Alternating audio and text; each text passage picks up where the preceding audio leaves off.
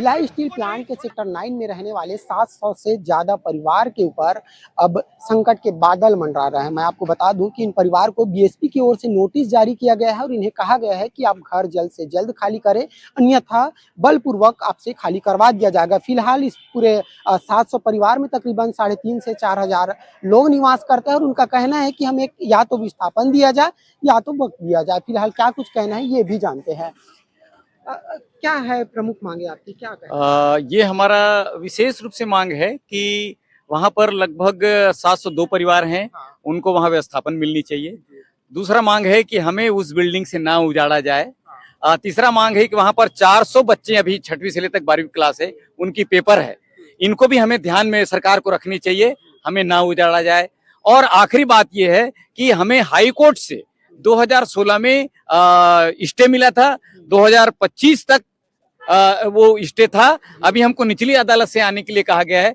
हम चाहते हैं इस सरकार से कि निचली अदालत किस बात करता, क्या विस्थापन की कोई बात हुई थी वहाँ पे या किसी ने कुछ कहा था आपको कि हम कोई दूसरा व्यवस्था करेंगे, ऐसी कोई बात आई थी क्या? देखिए, इसमें जो मंत्री हुआ करते थे 2016 में प्रेम प्रकाश पांडे और सांसद हुआ करते थे ताम्रध्वज साहू, इन दोनों के बीच और ये निर्देशक बीएसपी भिलाई स्टील प्लांट का निर्देशक और नगर निगम भिलाई, ये चारों लोगों के बीच में मीटिंग हुई थी।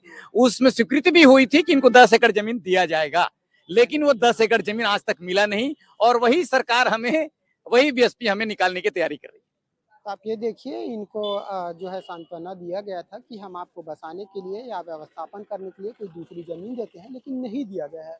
फिलहाल घर की स्थिति क्या कुछ है, क्यों बीएसपी निकालना चाह रही है?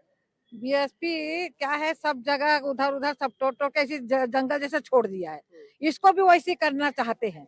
और घर इतना अच्छा है, मजबूत है, कोई जर्जर नहीं है, खाली उसको प्लास्टर रिपेयरिंग का जरूरत है, पोताई का जरूरत है, बाकी सब ठीक है। और हम लोगों यहाँ रहना चाहते हैं, यहाँ से छोड़ के कहीं नहीं जाएंगे। मान लो वो निकालेंगे तो हम आंदोलन करेंगे, लड़ाई करेंगे, पर वहां से नहीं हटेंगे। आपके पास कोई दूसरा ऑप्शन नहीं है? नहीं है, हमको क्या है, यहाँ सब चीज का सुविधा है सर।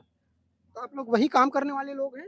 हाँ, यही काम करने वाले लोग हैं, यही काम करके निकले भी हैं, रिटायर हुए हैं। बीएसपी में था, बीआरपी में था, और वहाँ पे क्या है, हॉस्पिटल भी पास है, बच्चे लोगों का पढ़ाई भी पास है, सब चीज का सुविधा है। तो उसी के लिए हम वहाँ से कहीं नहीं जाना चाहते। बेटा आपका क्या नाम है? मेरा नाम संजना खरे है। आप भी यहाँ पहुँचे हुए हो? जी, मैं हॉस्पिटल सेक्टर में रहती हूँ। पढ़ाई करती हो आप? हाँ जी, पढ़ाई करती हूँ और इससे पहले मैं टीचिंग का भी काम करती हूँ, टीचर हूँ मैं। तो हम वहाँ से, मेरी सबसे बड़ी समस्या ये है कि छोटे-छोटे बच्चे और हम नवयुवा की रोजगार में प्रभावित होगी। सबसे पहली बात तो बच्चों से बढ़कर कोई चीज़ नहीं होती और हमें कानून ने अधिकार दिया है, शिक्षा का अधिकार दिया है, जिससे वंचित हमारे बच्चे हो रहे हैं।